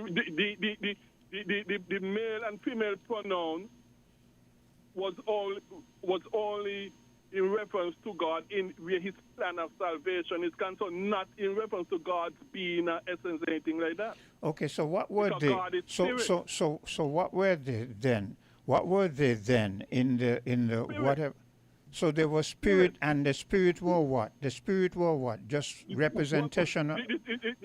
The spirit was neither male nor female in essence, in being Greg, or anything Greg, like that. I mean, I think we're going on too long with Greg. I agree. No, the thing is, the spirit is in the Hebrew language a feminine noun, So if you're gonna in the just Greek, it is neuter. which is neither feminine nor masculine. In the Greek. In the it Greek, is right. neuter. And the Greek, and hold there, Agar. That is what I was saying when I spoke about the translation. Yeah. But go ahead, Agar. the language that preceded everything at the time was the Hebrew language when it comes to Yes. that conversation. The Greek got involved later on, and what's not, especially when it comes to what we call the New Testament. today, Yes. Right? There is no Which the equivalent. apostles do. There is no equivalent for the ruach into the Greek language. So they use a different word, pneuma. and the Pneuma word is does not equivalent. have neither Male nor feminine female, nor masculine essence. And that is where the problem became. Right, and then from that translation now, you come right back down now to the patriarchal system in Rome that turned all of that now into he. Yes, that is what we're saying. So In the Hebrew, the he is used, no? no, the Hebrew language, there's no direct, in certain instances, there's no direct crossover from a Hebrew word to an English word. As a matter of fact, if I'm not wrong, the word is, I don't think the word is exists in the Hebrew wording. Well, when it comes to language and No, but all linguistic, of it and is I'm very not too decided. versed in that, but I know enough in terms of how certain things were changed when because here's the thing, Agar. During the Greek thing, for instance, a lot of young people they hear about these soldiers. What were they called? The 300 Spartans. Mhm. Okay. And when you deal with the Spartans and you look at how the Spartans were taken from their parents at the age of 7, all the boys, and you understand this patriarchal thing, you understand what they did with those young men and alienated them from family and brought them up for 30 years. Men were just existing with men and made into brutal machines of war. And those men, during those 30 years, were not allowed to interact with women the way how men were made to interact with women. Those men, when the older boys got the younger boys, they used them as their women. You see, we need to understand the history. Yeah, that was pederasty. You call it pederasty. Yes. But what I'm saying, a spirit does not have flesh, nor bone, nor blood. And we know that. Nobody's contesting that. Yes, But but where you seem to be missing, Greg, is that you're talking about the divine creator. I know you're using the word God a lot, which I would not want to use with you. Because God is, you can't brush the Almighty with that word there. That is why I use the Because there Almighty. are many gods and people create their own concept of God. But the divine creator. Right? That's why I use the divine creator is not limited to our ideas and our thoughts and these type of things. If so be it, then the divine creator would not be the divine creator, because it would mean that we know more about the divine creator or equally what the divine creator know and overs. And that now, can't be so. When you're trying to define the existence of a spirit, and then at the same time the existence of maybe mortality in the sense of a man, woman, or what's not, and so the case. Remember, Adam and Eve, before the transgression, they were in what form? They were in a form that he said, and the Almighty created them in his image and likeness. Now, does a spirit have an image? Does a spirit have an image? Yeah. Not a physical image. No, but Not a physical image. what kind of image does a spirit have? Well, image in the sense that it can think, it can communicate. No, but image have a specific meaning. They have a personality. They have a personality, but not a physical image. But can I say this? In the Hebrew, like so many other language, everything has a gender. Stone, wood, tree, bush, wind, everything either have a male or female gender to it in the Hebrew language. But that is how it should be. Here's something that people aren't aware of. Are you aware that there are male cheese and there are female cheese? People don't know these things. But are there male? I think people that are on the equate. Well, a lot of people, if you ask them, look, a lot of people, if you ask them, they don't know. I think people that are on there, man. Trust me, they need a male and female son, but in Hebrew, there are genders even assigned to those things. No, but the concept of has a gender assigned to it. The concept of genders. You see, we could get a little distracted with this kind of talk. Yeah. Number one, remember earlier I told you that the idea of man and woman is more vessels, right? And the vessels carry essences, yes, principles, essences, right? Keyword. And inside of that, the male vessel have a predominant type of principles or essences that he's basically guided by, right? The woman the same way. Now, when it comes to the balance of it, though, both man and woman have access to all of the essences. Yes. But some essences only kick in when it becomes necessary, such as like raising children. Yes. And there's certain nurturing vibe, and then when it comes to initiating things and so on. Like the man, the masculine essence is like the initiating essence, like to bring up things and all kind of different things and so on. Be a little bit more aggressive. But what it's showing you that when you have the man, I'm not talking about the essence. You have the man now, the vessel, the literal man. Right, the literal man who only demonstrate the masculine essences.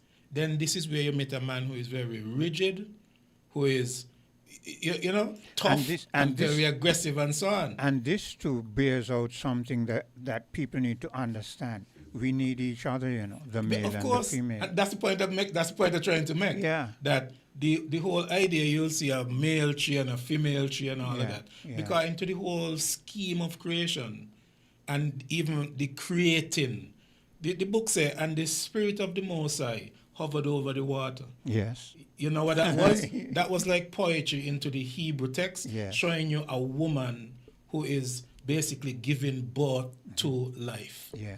Because out of that water came beings. Yeah.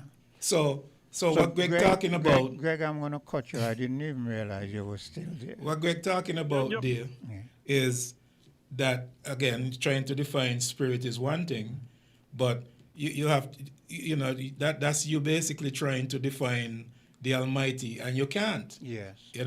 So the little bit that we know, the limited scope in which we exist, we define things according to how our intelligence allows us to. People tend to wonder why is it, and to me it is obvious why I don't say God. I say I believe in a creator. I believe in the ultimate creator. Because just the word creator and creation gives you the answer.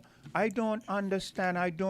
As much as I think I know, I don't know as much as one fingernail on my finger in terms of the universe. But Quint, you're going far. in our own self, there's so much we don't understand. Yeah. Right? I mean, we wake up with this body for 50 plus years, 60 plus years, and you still don't understand it. Yeah. Right?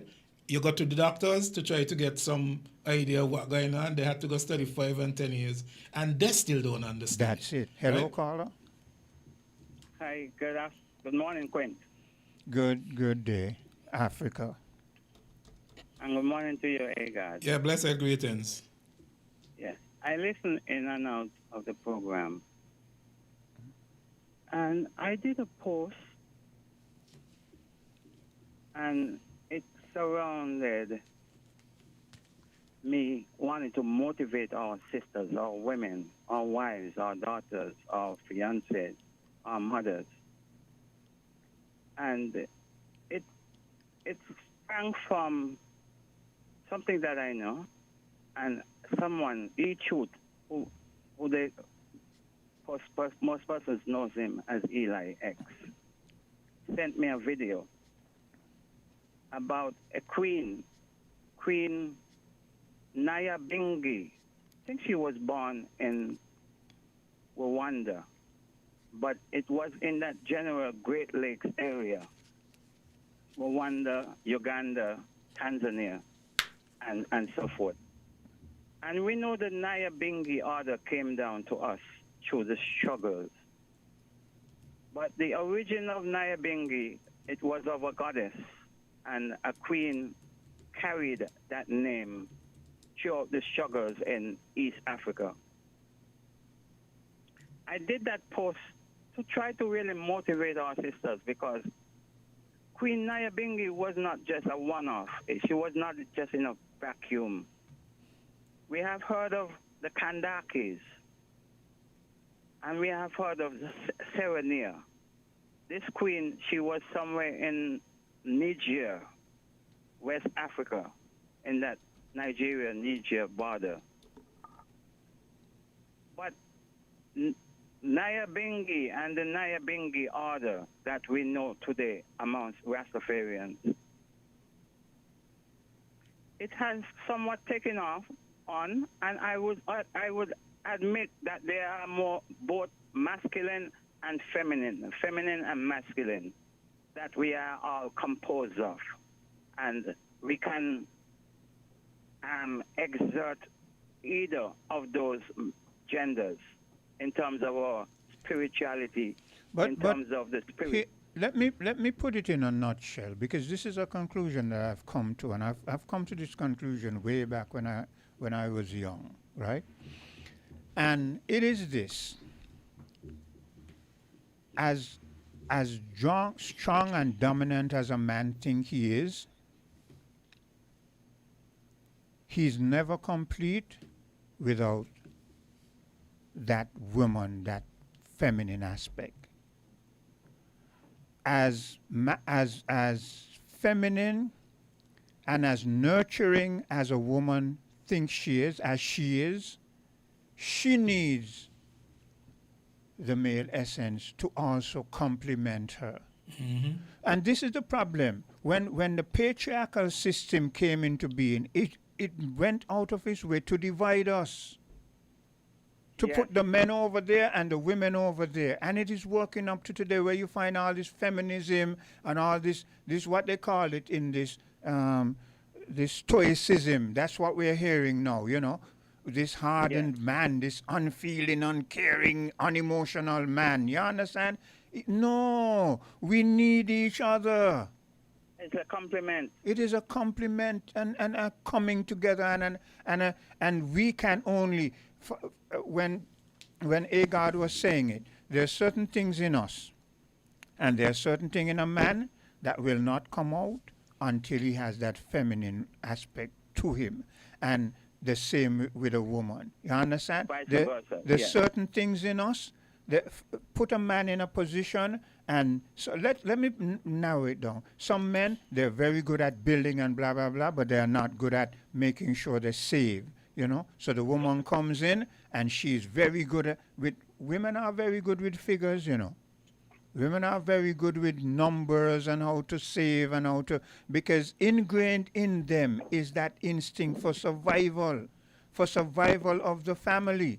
The man is the And that is why, protector. Quinn, things like what they call susu or partner hand. Yes. That is why a place like Timbuktu was established because of the women dug wells and established marketplaces and things of that nature that was there. So, That hey we God, were I don't want probably you. out in I the don't want field you to and be doing our sitting down hunting there.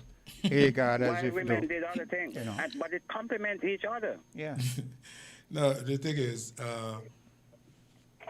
when we talk about man and women, I guess because right now it's 3 men here talking, and then when women talking, they talk about men in a type of way. Yeah. And that balance seemed to be not in the room. Not in the room. You know? And when that balance is not in the room, it's as if we're talking about women in a way that does not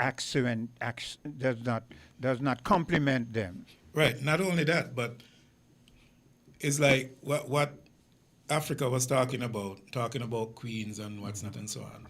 The history have tons and tons of queens that existed. Yeah. So it's not that queens were ever lacking. Queens, even in the biblical stories, in all the ancient stories, queens are always around. What does that mean? That means that leadership is not really just for men. That's it. Because when you see that women sometimes end up in leadership positions, sometimes it's not because they sought after that. Sometimes because men, most of the time, sometimes drop the ball. That's it. Because a lot of times women, because of the feminine essence in them, they're not directly attracted to leadership roles. Yes. Men, on the other hand, because of the masculine essence in them, they are attracted to the leadership role. But as I say, both essences existing. Yeah, let me just finish this, please. Both essences. Let me just finish. Africa, let him finish. Most essences would activate when one part becomes missing. Yes. And then, so therefore, when the masculine essence is dwindling, going down the ladder or whatever, then the woman step up because she have that essence as well. And we were made that way. She was made. Yeah, go ahead, Africa. Yes. A good example is Queen Ya Asantewa of Ghana. When the men, for the stool, the golden stool, when the golden stone was being threatened by the British, and the men becomes docile and did not assume their responsibilities. Queen Ya Asantewa stood up and said, she gave the order, and she motivated the brothers to really, fight for the golden stool. Because no one should sit on the stool but us. And Africa, that also shows that whenever, as Agard was saying, whenever the men lacking and the women step up, our men still aren't so immature that they can't take the leadership of the woman, because they now allow the woman. You see how our history shows that we are not. Our history shows that we were never the way how the Europeans came and tried to indoctrinate us. Because now today, most men don't want us. If he find he's weaker in a position, he doesn't want to give the woman leeway. But history shows that when our men realized that they were lacking in certain things and the women could lead, they allowed them to lead. And they followed them and won battles. Yes, and won. Yeah. Because the victory is always ours to win. Yeah. Even in the most extreme time when we feel like, it doesn't go so, it's always so. And that is what I am motivated by. It's like Haile Selassie's speech said that we know we shall win because we are confident in the victory. Yeah. Thanks for that. Give thanks. Thanks for that input, Africa. Yeah, Africa. Go ahead, Agard. I was wondering, I didn't hear his voice earlier, so I know once these conversations start to move around, Africa can be involved. As he said, he was listening in and out. Yeah, but you see, one of the things is we have a lot of persons who have that kind of conscious meditation who want to see black people, especially, rise up. Yeah. But sometimes when we have the religious community that is misguided and abused by whatever means and so on. But don't you think that was the intent? Well, let's put it this way. I don't think that is the intent of us. No, not us. The intent of the colonialist mindset or the European mindset, or those who, because look at what they did. They completely adopted Greek culture, Greek everything, and exempted the fact that Greek learned from somewhere else. The reason I struggle with this, Quinn, let me put it this way. The Berlin Conference. Yes. You had people living in the land. Yet, white people were able to go there and split up the land to their own way. Yes. And take over this and take over that and do as they like in the land while people were living there. That's it. Right? People were living there, governing themselves how they feel like, doing whatever they're doing and what's not. Why was that possible? Because, why you say that? Because while the enemy, if I want to use such word, while the aggressors may have their own intent, right, to make something happen, it don't mean that it have to happen. I agree. It's just that when you allow it to happen, it shows some other side of things. So when you ask, even if it was the intent of those persons, I don't think that validates. I agree. And I'm glad the situation. I agree 100%. And I've often said that because recently someone came up with, I think it was Journey who came up with something, and I said, but Journey, at what point do we take responsibility for the fact that we have allowed this to happen and continue to allow it to happen? So yes, I hear you and I agree with you 100%. Look, for instance, the governing of our people. We're using a system, this Westminster system.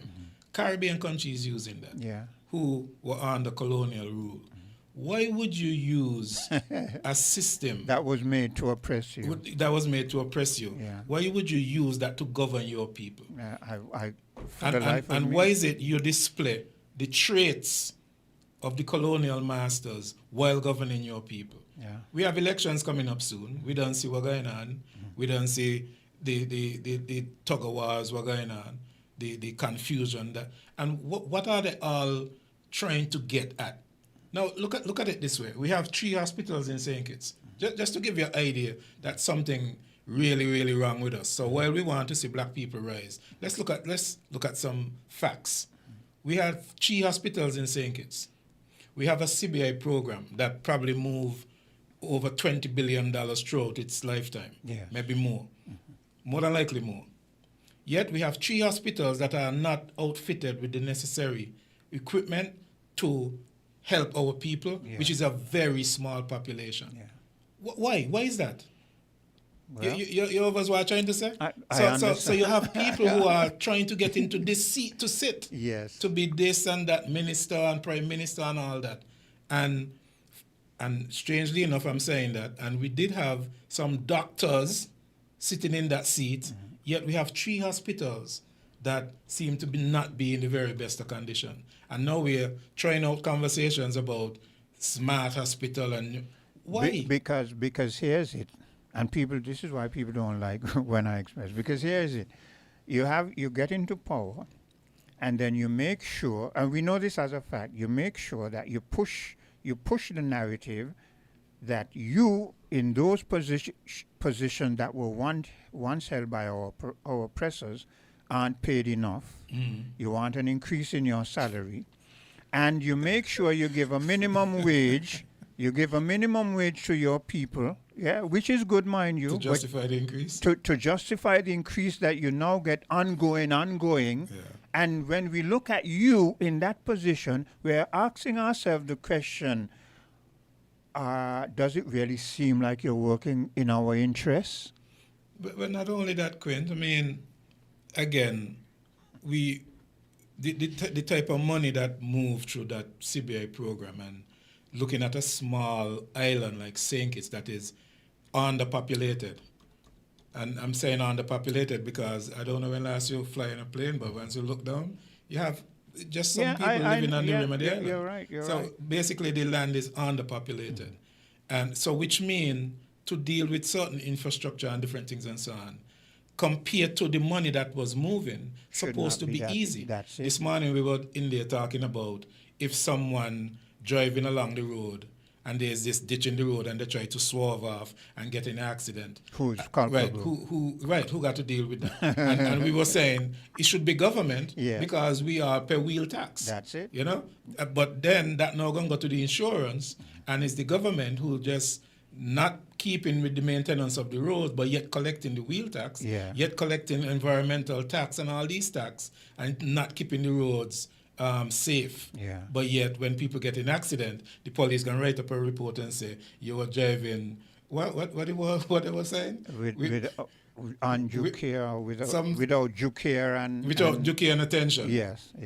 And we don't challenge these things. No, we don't. You know, we don't challenge these things because it's just okay to just put that on a paper and then you just carry that and then you go to your insurance and all that. So I'm saying all of that to say that while we want to see our black people rise up, when you listen like the American blacks speak about black people coming together, a lot of their conversation is what we live, you know. The conversation is have your own leaders, have control over your own schools.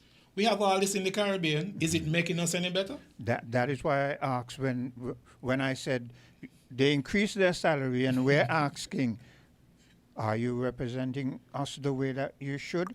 But I want to end because we're 4 minutes over time. I want to end on what you just said in terms of the bulk of the money that we made from the citizenship by investment and how it has not benefited us the way that it should. And you know why it hasn't? Because again, it comes back to the point you've been stressing about using colonialistic means in a modern time. Because here's what we did. Instead of, we thought that we want to teach people to fish as opposed to giving them a fish, but yet still that is what we did. We took the money, instead of making sure that the young boys could go and learn trades, having facilities that a young boy could be a mechanic, a builder, a technician. Instead of doing that, we just gave them money so that they could survive from day to day. And when that money goes, that money is used up, we're back at square one. And our leaders don't seem to be waking up to the reality that we're just digging ourselves into a deeper hole. They're not going to wake up to the reality, Quint, because when you look at the same system, even though it's the Westminster system governing us, the mindset of the religious order is mingling with that mindset. So therefore, the leaders would do these things, but yet the people who are following them would applaud them for doing absolutely nothing or for doing wrong things. And then they would burn fire on them who have done things that they benefited from.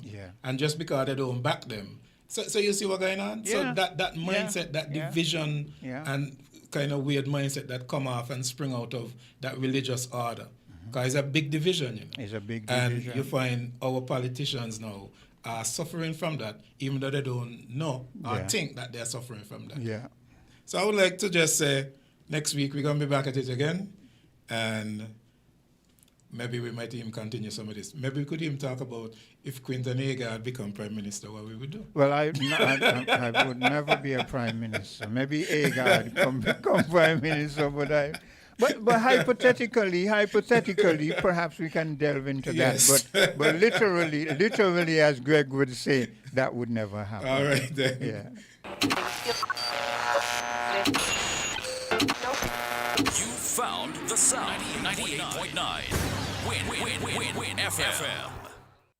Did you know that the Grange Healthcare Facility is the first purpose-built, non-governmental healthcare organization on St. Kitts? It's situated at Otley's, 7 miles east of Basseterre in beautifully landscaped surroundings. The Grange has a team of highly trained professionals and provides care that's rated as being comparable with UK and North American standards. The Grange offers varied accommodation